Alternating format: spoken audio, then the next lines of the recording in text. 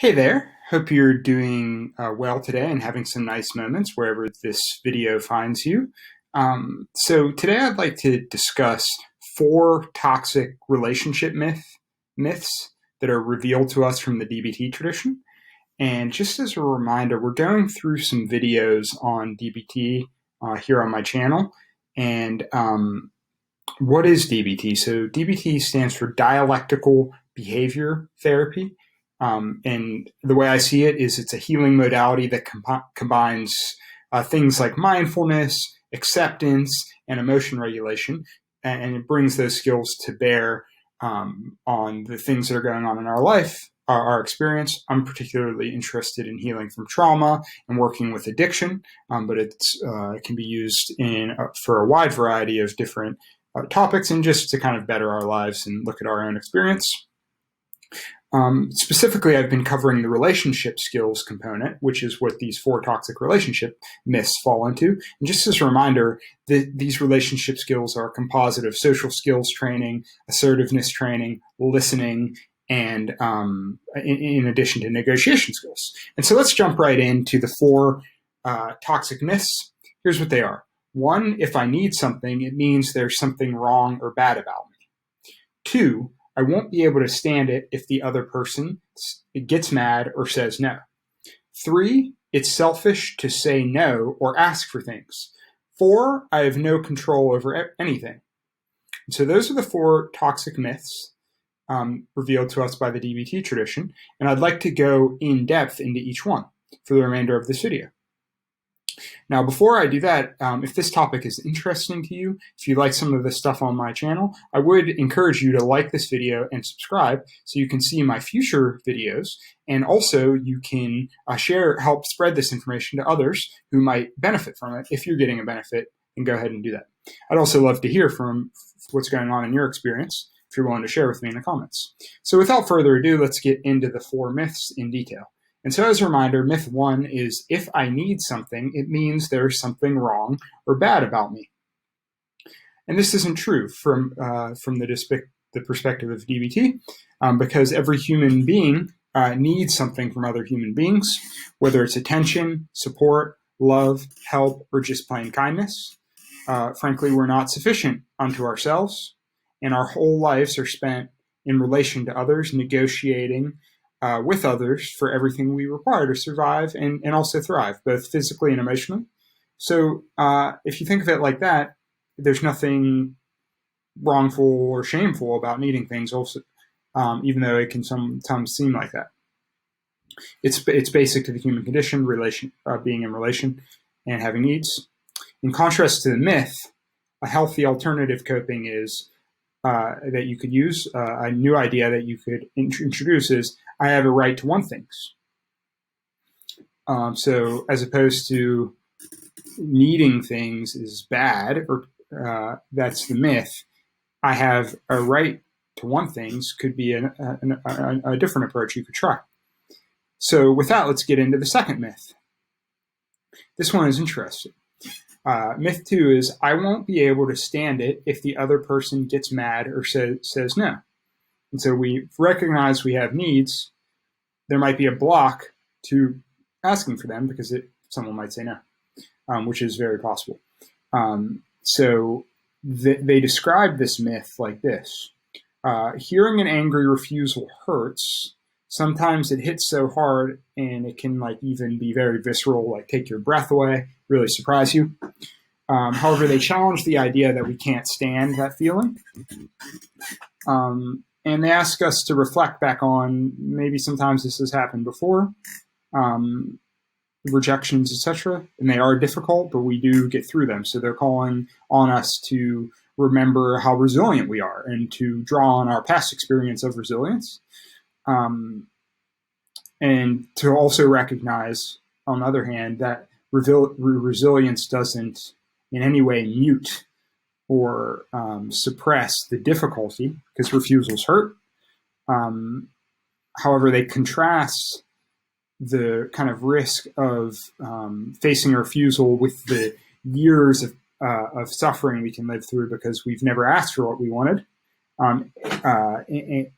So they're saying, yeah, it could hurt to be refused. However, living through years of chronic not having your needs met is far worse. And when I say they, I'm talking about McKay.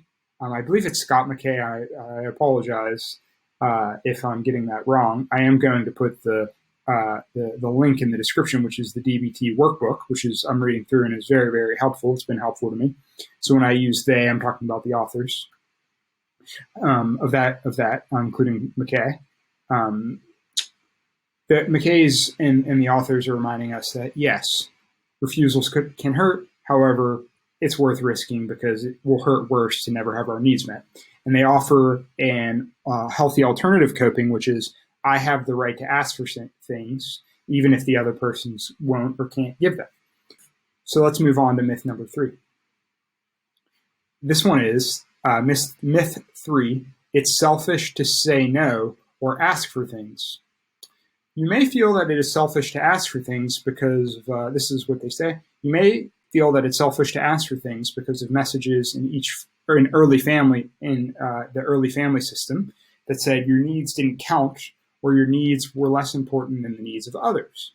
Okay, so let's examine this idea. Is that really true? Is something flawed or wrong with you that makes your needs relatively unimportant or less important than others? The fact and the truth of the matter is your needs and everyone's needs and my needs are just as valid as anyone else's and equally important.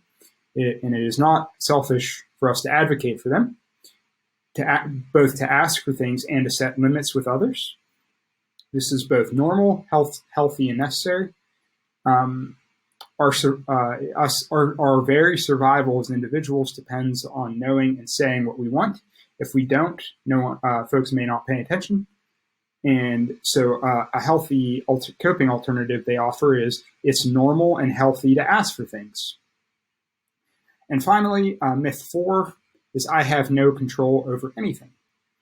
The authors talk here admit that control is a relative thing, and we cannot control the behaviors of others, even though sometimes we do try, and that can be a cause of suffering. However, they do say we have agency over to some extent at least, over our own behavior. Especially, and later in the workbook, they talk a lot about passive and aggressive styles of relating. So not passive aggressive, but passive and aggressive styles. I think what is oftenly thought of as passive aggressive is kind of consolidated into DBT's idea of passive relationship behavior, and aggressive styles are more confrontational, judging, and blaming styles, while passive styles are more retreating, taking away attention, etc. If you're interested in more in that, let me know, and I'll make a video about that soon. They say when we use these kind of strategies, passive and aggressive strategies, people will often ignore our needs or actually get angry and resist us. And that is why we're feeling helpless sometimes, because our strategies aren't effective or haven't been effective yet. They offer this idea contrasting or as an alternative to passive and aggressive, which they call assertive behavior, which gets better results.